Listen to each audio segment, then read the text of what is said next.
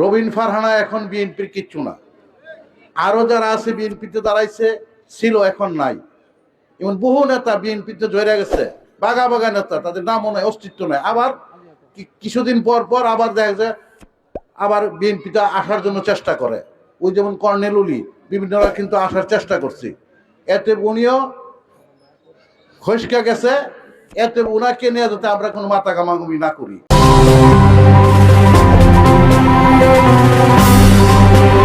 রবিন ফারহানা এখন বিএনপির কিচ্ছু না।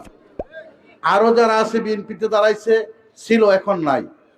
এমন বহু নেতা বিএনপিতে জড়ে গেছে, বাগা বাগা নেতা, তাদের নামও নাই, অস্তিত্ব নাই। আবার কিছুদিন পর পর আবার দেখা যায় আবার বিএনপিতে আসার জন্য চেষ্টা করে। ওই যেমন কর্নেল উলি, বিভিন্নরা কিন্তু আসার চেষ্টা করছে। এতে উনিও খসকা গেছে।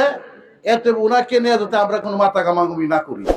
আমরা মনে করি, বিশ্বাস করি, আমরা যারা আশুগঞ্জ উপজেলার নেতৃবৃন্দ আছি এবং আশুগঞ্জের উপজেলার যে ইউনিয়ন কমিটিগুলো আছে, ওয়ার্ড কমিটিগুলি আছে, তারা যদি আন্তরিকভাবে এবং সক্রিয়ভাবে মাঠে ময়দানে কাজ করে, ইনশাল্লাহর দোয়া আমাদের ভোটের কোনো ঘাটতি নাই।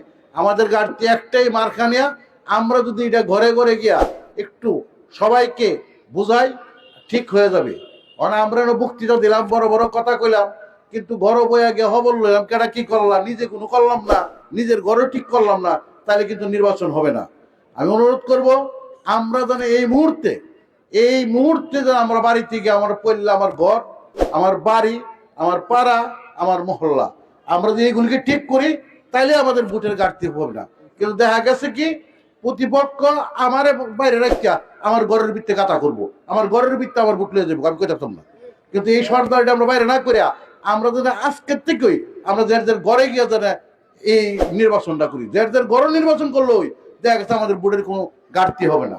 আর পাশাপাশি জেলা নেতৃবৃন্দের কাছে আমার একটু অনুরোধ থাকবো, অতীতে আমরা দেখেছি অনেক দলের কর্মীরা দলের পরিপন্থী কাজ করার পরেও আপনাদের কাছে গেলে তাদের আশ্রয় প্রশ্রয় জায়গা হয়েছে।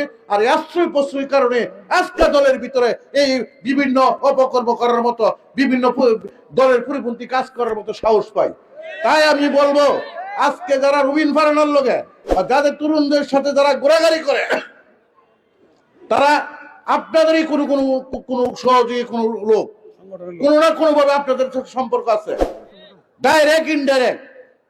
জেলা নেতৃবৃন্দ যদি মনে প্রাণে জেলা নেতৃবৃন্দ চিন্তা করে যে সরাইল আশুগঞ্জে এই জুটের প্রার্থীর বাইরে কোনো বিএনপির লোক নির্বাচন করবে না, ইনশাল্লাহ দোয়া একটা লোক যাবে না।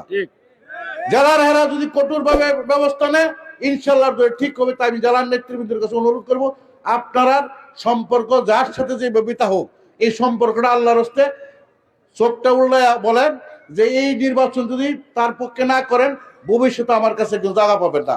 কারণ ভবিষ্যতে এই ধরনের অপকর্ম করে জায়গা পাইছে ঠিকই, আজকে তারা এইভাবে সাহস পাইছে, আর সাহস পাওয়ার কথা না। তাই অনুরোধ করবো, এই ব্যাপারটা শক্তভাবে দেখবেন। আর আমরা জায়গায় এখানে আছি, আশুগঞ্জ উপজেলাবাসী, আমাদের অনেক আত্মীয় স্বজন অনেকভাবে সরাইল আছে, ঠিক সেইভাবে সদর তিনিও আমাদের আত্মীয় স্বজন আছে, শুভাকাঙ্ক্ষী আছে।